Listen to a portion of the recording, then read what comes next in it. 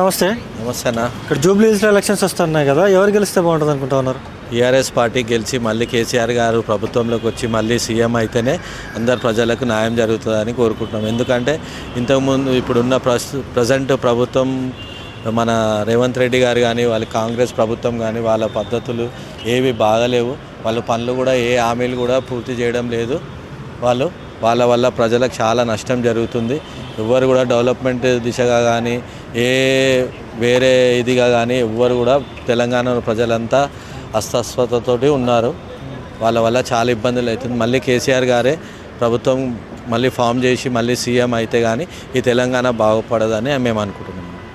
పూర్తిగా కూడా ఎవరైతే రేవంత్ రెడ్డి మొన్న సభలో క్లియర్గా చెప్పినారో, నాకు ఓటేయకపోతే రేషన్ మొత్తం కట్ చేస్తాను, ఆరు గ్యారెంటీలన్నీ కూడా అమలు చేయనంటూ కూడా బెదిరింపులు పాల్పడతారు. ఎట్లా చెప్తారన్న అది ఆయన మాట్లాడడం చాలా తప్పన్న. ఎందుకంటే ఇప్పుడు గవర్నమెంట్ వాళ్ళ చేతులు ఉన్నాక ఒక్క సీటు గురించి ఆయన మొత్తానికే ఉన్న స్కీములు రావు అని చెప్పడం మాత్రం ఎగ్జామ్సే రాంగ్ అది. ఎందుకంటే వాళ్ళ చేతిలోనే ప్రభుత్వం గవర్నమెంట్ పెట్టుకొని ఆయననే సీఎం అయి ఉండి అట్లా మాట్లాడితే ఏదైనా వాగ్దానాలు చేసినప్పుడు అవి నెరవేర్చాలి, అవి మా మాట మీద నిల్చోవాలి. కానీ మీరు ఈ సీటు గెలిపకపోతే ఉన్నాయి కూడా రావు, మళ్ళీ బీఆర్ఎస్ వస్తాయి అని మాట్లాడడం మాత్రం ఎగ్జామ్సే రాంగ్, అది తప్పు.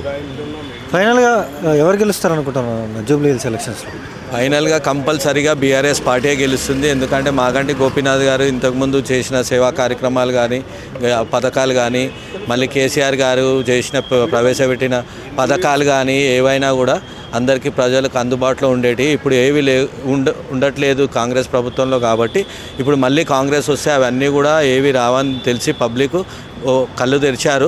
కంపల్సరీగా బీఆర్ఎస్ పార్టీ మాగంటి సునీత గారినే గెలిపిస్తారు. 100% అదే గవర్నమెంట్ వస్తుందండి ఇక్కడ.